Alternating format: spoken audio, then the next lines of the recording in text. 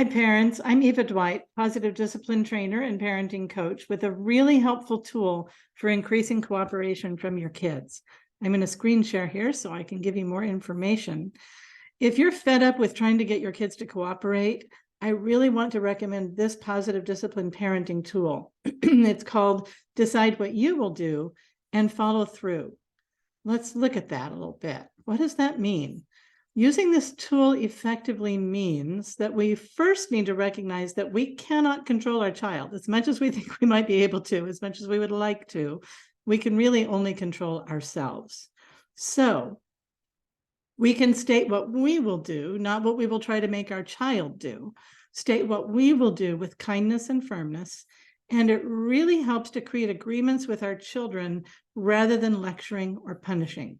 Let's look at some examples. Let's say we have an agreement with our child that they can play video games for a certain amount of time, and kids being kids, they're in the game, they're involved, they're really not paying attention to the clock. So it's on us, the parent, to be the ones to follow through with the agreement. So what that might sound like is something like, hey, we agreed that you could play video games for a certain amount of time, and that time is up. So if you turn it off now, you'll have an opportunity to play again tomorrow. If I have to turn it off, I'll put it in the closet and it'll stay there until the day after tomorrow. So you'll lose the opportunity to play the video games tomorrow. What would you like to do? Would you like to turn it off or shall I? You choose.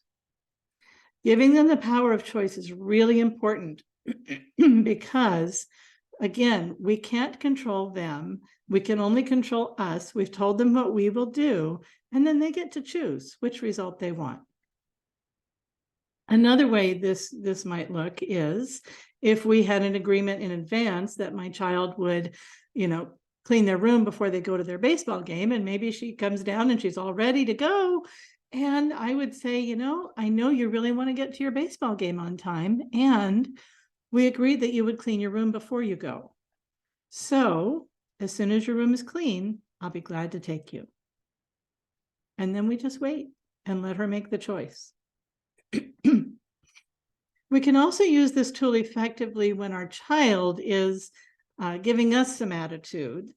And rather than like shaking our finger or saying, hey, you can't talk to me that way, you need to change your tone of voice, young man or young lady or whatever, what we can do is just respectfully say something like, your tone of voice sounds disrespectful. I will be happy to respond when you can use a respectful tone instead. We can repeat it once or twice, not too many times. Just let it go. And when they change their tone, then we can respond, again, with kindness and firmness and respect. So when we follow through, and again, it largely falls on us, the parent, because we're the one with the fully developed executive functioning system, right? Kids aren't there yet, and they don't follow through for a lot of different reasons, but there are some traps we can fall into that can defeat the whole follow through process. So I want to talk about those a little bit. Thinking that your child thinks the way you think and has the same priority you have is a big trap, right? Because if you remember being a kid, you probably didn't notice when the trash needed to go out. You probably didn't necessarily care if your coat was picked up or your room was clean. Maybe you did. But when we think that kids are mind readers and know exactly what we want and when we want it and that they want the same thing, we're way off base. So just remembering, they're not trying to be bad. They're just being a kid. Another trap is wanting your child to change personalities instead of behaviors. If we can follow through appropriately, we can help our children learn better skills for more effective behaviors. But we don't want to change who they are, because who they are is lovely and beautiful and wonderful.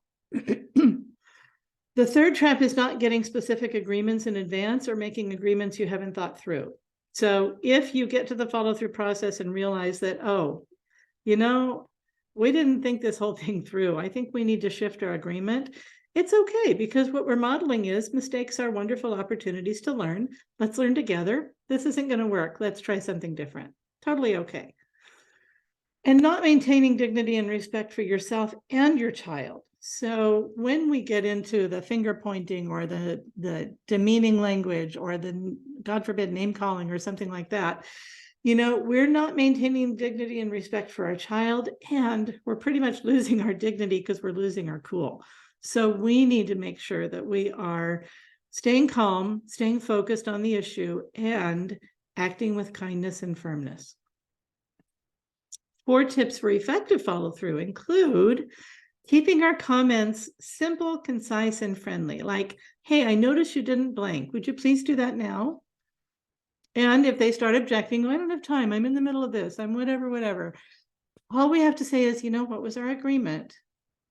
And in response to further objections, really important, to shut our mouth and use nonverbal communication. We can look at our watch. Maybe we wrote down the agreement and they signed it. Maybe it's on the fridge. We can just go get it and hand it to them and say, following through is part of integrity. So it's time to follow through. But remember that less is more, because the less we say, the better chance we have of avoiding an argument or engaging in a power struggle. And this is really important. When your child concedes, regardless of their attitude, say, hey, thanks for keeping your agreement. You might get eye rolling. You might get stomping around. You might get lots of body language. But just say, thank you. I appreciate you doing that. And you can go back to what you were doing. If you thought this was helpful to you, this positive discipline tool, then I would like to invite you to come along for a lot more tools. I have 4 positive discipline classes for parents of any age child, whether your child is 3 or 13 or 23. These are great tools, and whatever age your child is will help you modify the tool for that child. But you can see the different times and dates in March. Looking forward to seeing you then. We're going to learn a lot of strategies for teaching kids how to be respectful, responsible, get more cooperation from them, teach them how to be capable, which is really what we want for our kids, right? For them to be capable of stepping out there in the world as young adults and thriving and being successful. At the same time that we're learning all that, these tools are going to help you and your children increase your sense of connection with each other, your feelings of love and enjoyment within the family. And what a gift that is to be able to have that. To learn more and to register, you can go to my website, click on workshops and classes, and then click on upcoming workshops, and you'll see each class listed with its own information and registration button. Just a note about the time, 6 to 7:30 for March 6th is going to be Mountain Standard Time because I'm in Arizona, and that's what time we're on. When we shift over to Daylight Savings Time on March 12th, all the other classes will be listed as Pacific Time because then we shift over at that time of year to be on the same time as the West Coast. So if you have questions, please feel free to contact me. My email is on the screen. I'd be glad to hear from you, and there's lots of information on my website as well. I want to leave you with 3 important truths. Number 1 is parenting is hard work. Don't let anybody tell you different. And 2, the struggle is real. Some days are just like that. Hopefully a lot of days are joyful. Some days just aren't. And you're not alone. You do have resources and tools, and I'm here to help. So I'm going to stop sharing so I can see you. I hope you'll join me for these classes in March. We're going to learn a lot. We're going to have a lot of fun. And please let me know if you have questions. I'll be glad to hear from you. Have a great day.